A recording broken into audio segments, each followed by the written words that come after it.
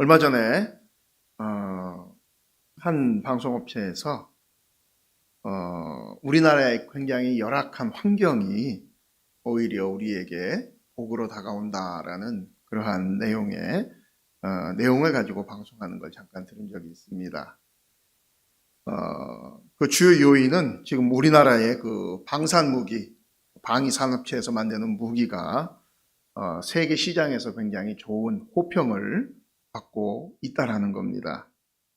그래서 우리나라가 이처럼 좋은 무기를 만들어서 해외에 이렇게 수출을 할 수 있는 이유로 여러 가지 이유가 있는데 그 중에 가장 중요한 이유 중에 하나가 우리나라가 처한 환경이 굉장히 열악하기 때문에 그렇다라는 것입니다.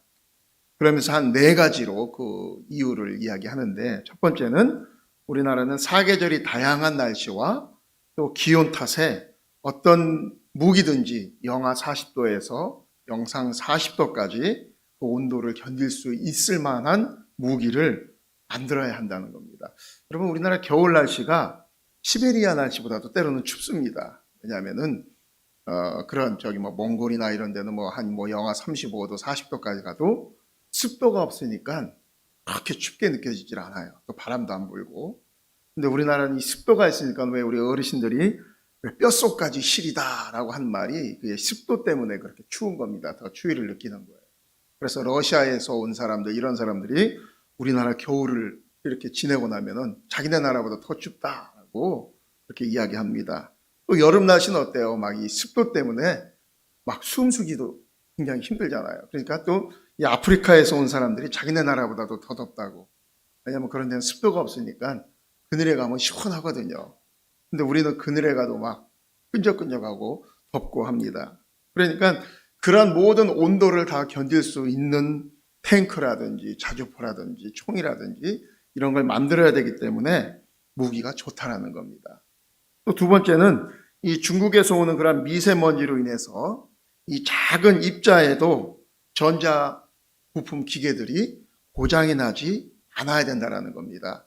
그래서 여러분, 이 걸프전이 일어났을 때 이 미국 무기들이 사막에 가서 초창기에는 굉장히 고전을 면치 못했습니다. 왜냐하면 그 사막의 모래바람이 한번 불면은 그 세세한 입자들이 그런 전자부품 기계들 속으로 막 들어가니까 이게 오류를 이렇게 발생을 하고 무기가 작동이 안 되고 해서 처음에는 굉장히 힘들어 했었죠. 그처럼 우리나라도 마찬가지라는 거죠. 미세한 먼지들 이런 거에 반도체라든지 이런 것들이 견뎌내야 되기 때문에 그런 것까지 다 감안해서 만든다. 또 세 번째는 험하고 거친 지형을 돌파하고 운영이 가능해야 한다. 즉 우리나라의 이 국토가 70%가 산이기 때문에 한국 무기는 산이건 강이건 어디든 완벽하게 구동할 수 있어야 되기 때문에 어떤 지형의 나라에서도 우리나라 무기를 그래서 환영을 받는다. 그리고 마지막 4번째로는 북한이라고 하는 이 호전적인 나라가 바로 위에 있기 때문에 무기를 우리가 만드는 즉시 실전에 배치해서 사용할 수 있어야 될 정도로 만들어야 된다는 겁니다. 그렇기 때문에 무기를 사가는 나라들이 번거롭게 새롭게 자기들 테스트를 하고 할 필요가 없을 정도로 잘 만든다는 겁니다. 어떻게 보면 일리가 있는 그러한 이야기들입니다. 금년 한 해는 우리가 이 중국발 그 코로나 바이러스로 인해서 전 세계가 이 고통을 받고 있는 중에도 이 대한민국이 전 세계의 그러한 방역의 모범 사례가 될 수 있었던 것은 우리가 이미 5년 전에 95년도 5월 달이었죠. 이 메르스라는 질병을 한번 겪어본 경험이 있기 때문에 그렇습니다. 그때 전 국민이 바이러스에 대한 지식을 그때 한번 습득을 하게 됐고 마스크가 얼마나 중요한 것인지에 대해서 그때 배웠습니다. 또 중국에서 이 미세먼지가 해를 거듭할수록 악화되게 이렇게 넘어오기 때문에 우리는 항상 이맘때쯤 되면 항상 마스크를 썼던 기억이 있습니다. 그래서 이 미세먼지를 걸러내야 하는 그런 고급 마스크를 만드는 기술이 우리나라가 굉장히 발달되어져 있습니다. 즉 여러 가지 그러한 환경적으로 이렇게 열악한 조건이 오히려 대한민국을 더 강하게 만들었고 이번 코로나 질병에 대한 대해서 이렇게 전혀 준비가 없었던 그 전 세계에 큰 도움을 줄 수 있는 그런 모범 국가가 된 것입니다. 어떻게 보면 이게 바로 성경에서 말하는 지혜와 훈계라는 그러한 의미와도 맞는 그러한 상황입니다. 하나님의 말씀은 우리를 굉장히 지혜롭게 만들어 주십니다. 여러분, 지혜에는 여러 가지 세부적인 사항들이 함께 다 녹아져 있습니다. 그러다 보니까 오늘 말씀해 보면 그 부분에 대해서 지혜하면 그냥 지혜 하나만 우리가 생각할 수 있는데 여러 가지 요건이 함께 들어가야 그것이 지혜가 되어지는 겁니다. 그래서 그 첫 번째가 지혜를 얻기 위해서는 우리가 먼저 훈계가 있어야 한다라고 성경은 말하고 있습니다. 이 훈계는 히브리어로 무사르라는 그런 단어인데 엄격한 감시 하에서 받는 훈련이라는 뜻입니다. 그래서 지혜는 우리가 인생을 살면서 겪을 수 있는 수많은 고난과 실수와 역경을 통해서 얻어질 수 있다라는 겁니다. 지혜로워진다라는 말은 훈련된 사람이 된다라는 뜻이 있는 것입니다. 여러분, 맹인을 안내하는 그 안내견들은 굉장히 철저한 훈련을 받는다고 합니다. 먹는 것도 아무거나 먹지 않고 주위에 다른 개들이 지나가거나 그 안내견의 주위를 흐트러뜨릴 수 있는 것들에 대해서 철저히 훈련을 시켜서 오직 그 앞을 못 보는 주인의 앞길을 안내하는 데만 온통 그 개들은 신경을 쓴다고 합니다. 여러분, 개도 이처럼 훈련을 받으면 앞을 못 보는 사람을 위해서 충성을 다할 수 있는 그러한 영특한 동물로 만들어질 수 있다는 겁니다. 마찬가지로 훈련된 사람은 쉽게 충동에 휩쓸리지 않고 자기를 반성하고 또 신중함과 명쾌한 사고에 힘을 쓰는 사람이 바로 지혜롭고 훈련된 사람입니다. 요즘 우리나라가 굉장히 참 여러 가지 스포츠라든지 음악이라든지 이런 데서 두각을 드러내는데 요즘 이 축구하는 사람들은 이 손흥민 선수의 경기를 보면서 굉장히 참 즐거움을 느끼는 때가 요즘입니다. 이처럼 이 손흥민 선수 같은 세계적인 축구 선수가 배출되기 위해서는 자기를 절제하며 맹 훈련을 통해서 자기의 신체 능력을 최대한 끌어올릴 수 있듯이 여러분, 지혜도 어렵게 얻어진다라는 것입니다. 그래서 인생을 오래 산 노인들이 지혜가 많습니다. 그 이유는 인생을 살면서 전쟁도 겪고 경제적인 어려움도 겪고 예상치 못한 많은 어려움들을 헤쳐나가면서 배운 삶의 지혜가 있기 때문에 그런 것입니다. 두 번째로 우리가 지혜로워지기 위해서는 명철함이 요구가 되어집니다. 2절 말씀에 보니까 지혜와 훈계를 알게 하며 명철의 말씀을 깨닫게 하며 라고 말씀하고 있습니다. 이 명철이란 말을 다른 말로 표현하면 통찰력입니다. 통찰력. 이 말은 남이 보지 못하는 미묘한 차이까지도 능히 식별한다라는 뜻으로 이 팀 켈러 목사님이 이 잠언을 해석할 때 그렇게 해석하는 걸 봤습니다.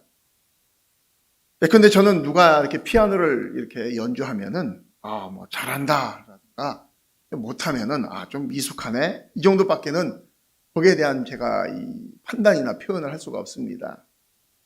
그러나 이 피아노를 전공한 사람들 같은 경우는 어느 부분에서는 박자가 안 맞고 싱코페이션 부분에서는 앞으로 더 당겨줘야 되는데 그런 게 안 맞고 이런 제가 잘 알아듣지 못하는 그런 이야기들을 그런 사람들은 합니다. 무슨 말입니까?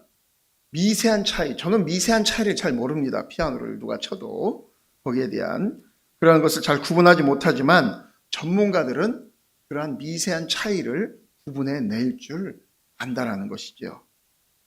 그런데 이 명철함이 우리의 삶 속에 녹아 들어가면 엄청난 시너지 효과를 드러낸다는 것입니다. 지혜로워진다라는 말씀에는 남들은 한두 가지밖에 생각하지 못하는 그런 상황에서 이 지혜로운 사람, 명철한 사람은 여러 개의 선택 방안과 행동을 할 수 있는 것들을 발견하게 된다라는 것이죠. 그래서 이 내일 이 조두순이라는 사람이 12년형을 마치고 출소한다고 합니다. 그래서 아마 여기저기서 우려의 목소리들을 많이 내고 있는 것 같아요. 우리는 사람을 판단할 때 일반적으로 착한 사람 그리고 나쁜 사람 우리 이렇게 구분을 합니다. 그러나 명철함이 있는 사람은 그 사람이 왜 그런 행동을 했으며 평소에 성격이 어땠고 어릴 적에 자란 환경이 어땠는지 등 다각적으로 분석하면서 그 사람의 행동의 원인을 찾으려고 합니다. 이처럼 우리가 하나님의 말씀에 사로잡혀 산다면 세상을 살아가는 데 있어서 우리가 더 지혜로워질 수 있게 된다라는 것입니다. 그러한 명철함이 우리 가운데 있게 된다는 것이죠. 어떤 사물을 봐도 그냥 보는 게 아니라는 것입니다. 또 세 번째로 지혜 부분에 있어서 중요한 것 중에 하나가 분별력입니다. 오늘 3절과 4절에 보면 지혜롭게 공의롭게 정의롭게 정직하게 행할 일에 대하여 훈계를 받게 하며 어리석은 자를 슬기롭게 하며 젊은 자에게 지식과 근신함을 주기 위한 것이니라고 말씀하는데 여기서 근신함이란 분별력을 뜻하는 것입니다. 분별력 있게 살아간다라는 말은 어떤 일에 대해서 미리 계획하며 살아간다라는 그러한 뜻입니다. 어떤 사람이 자기가 가야 할 방향을 알고 있습니다. 나는 저 방향으로. 그래서 그 목표점을 가지고 있습니다. 그런데 거기까지 어떻게 가야 할지 그 목표점을 내가 실현하는 그런 실제 과정에서는 무지한 사람들이 있어요. 그러니까 목표는 있는데 내가 이 목표를 위해서 무엇을 해야 될지는 모르는 사람들이 많다는 것입니다. 이때 지혜로운 사람, 즉 분별력이 있는 사람은 어떤 문제가 발생하기 전에 그 문제를 미리 내다보면서 과도한 그 자신감을 또 갖지 않고 또 너무 조심성이 많아서 왜 우유부단한 사람들이 있지 않습니까? 그렇게 우유부단하지 않으며 언제 무엇을 해야 할지 정확히 아는 사람, 그것이 바로 분별력이 있는 사람, 근신하는 사람이 바로 그러한 사람이라는 것입니다. 앞서 말했던 그 명철함이란 상대방의 마음을 그렇게 꿰뚫어 보는 통찰력이 있는 것이라면 이 분별력은 내가 어떻게 행동하면 결과가 어떻게 나올 것이라고 미리 알고 거기에 대처하며 행동하는 것을 말하는 것입니다. 그래서 이 명철함과 분별력이 따로 있으면 큰 힘을 발휘하지 못합니다. 이 명철함이 있어 내가 무엇을 해야 할지 알았다면 이 분별력을 통해서 그 일을 내가 어떻게 이루어갈 것인가 행동이 있어야 진정한 그러한 성공의 열매를 맺을 수 있는 것입니다. 그래서 하나님의 말씀은 우리를 지혜롭게, 공의롭게, 정의롭게 또 정직하게 행할 수 있는 지혜를 부어 주신다라고 말씀하고 있습니다. 마지막으로 우리가 지혜로워지기 위해서는 성경에 학식을 더하라라고 말씀하고 있습니다. 5절에 보면 지혜 있는 자는 듣고 학식이 더할 것이요 라고 말씀하고 있습니다. 우리 주위에 보면 안타깝게도 착한데 바보같이 사는 사람들이 있습니다. 우리는 사람을 판단할 때 저 사람은 참 착해 혹은 저 사람은 법 없이도 살 사람이야 이렇게 이런 말을 자주 이렇게 듣거나 또 하는 것을 보게 됩니다. 우리 주위에 보면 도덕적이지만 굉장히 도덕적으로 깨끗하게 그렇게 살지만 지혜롭지 못한 사람들이 종종 있습니다. 그런 분들을 보면 참 안타깝습니다. 여러분 회사나 직장에서 착하기만 한 사람은 별로 쓸모가 없습니다. 직장에서 상사나 이런 사람들을 보기에는 종종 보면 착하지만 바보인 사람들이 있다라는 겁니다. 그런 사람은 죄송하지만 별로 이렇게 누가 선호하거나 직장이나 이런 데서 쓰려고 하지 않습니다. 우리는 하나님 앞에서나 세상에서나 쓸모 있는 사람이 되어야 합니다. 요즘 매스컴에 보면 옵티머스다, 라임 사태다 이런 걸로 인해서 수많은 사람들이 굉장히 많은 돈을 투자했다가 사기를 당한 사건으로 인해서 시끌시끌합니다. 사기를 당한 사람들의 대부분은 자기가 투자하려는 그 종목에 대해서 좀 꼼꼼하게 살펴보고 실적을 보고 장래성이 있는지를 따져보기보다는 누구는 거기에 투자를 했다더라. 누구도 거기에 투자를 했다더라.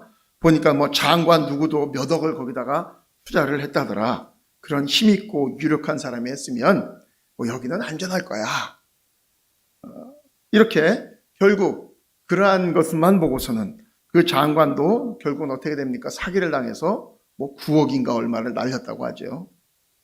이렇게 지혜 없는 지식을 갖고 있으면 여러분 삶은 굉장히 힘들어집니다. 그렇다면 반대로 지식이 없는데 우리가 지혜로울 수 있는가? 이것도 생각해 봐야 됩니다. 성경은 불가능하다라고 이야기합니다. 지혜가 없이 지혜로울 수는 없다는 겁니다. 지식이 없이 지혜로울 수는 없다라는 것입니다.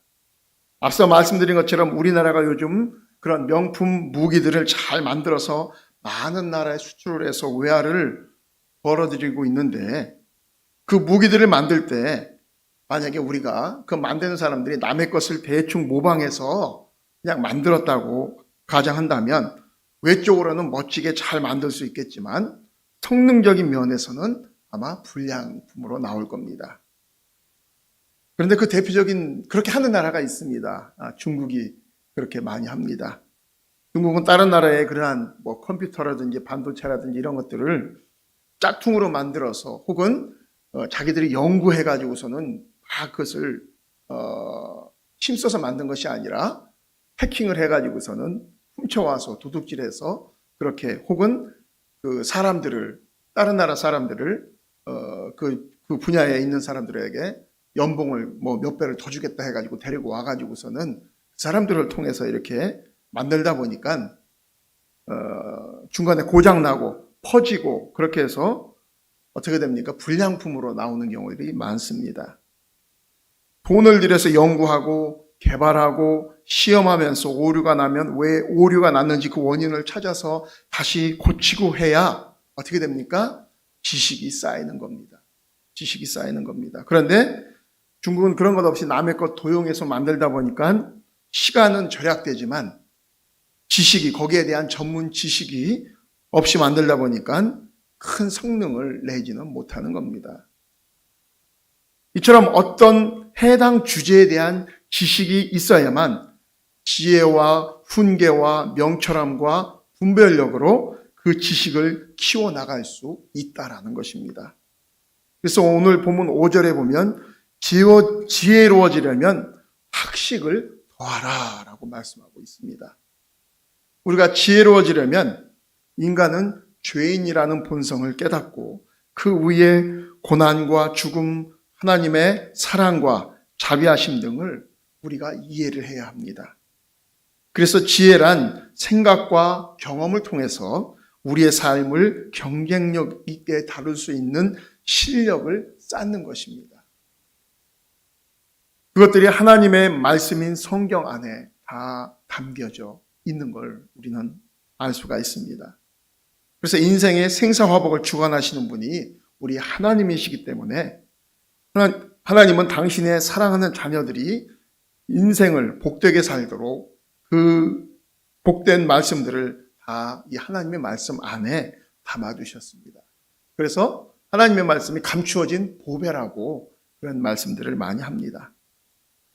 그래서 우리가 늘 말씀을 가까이 함으로 우리가 말씀 안에서 우리가 지혜로운 삶을 살아갈 때에 우리가 이 땅에서도 우리가 복되게 살 수 있는 것입니다.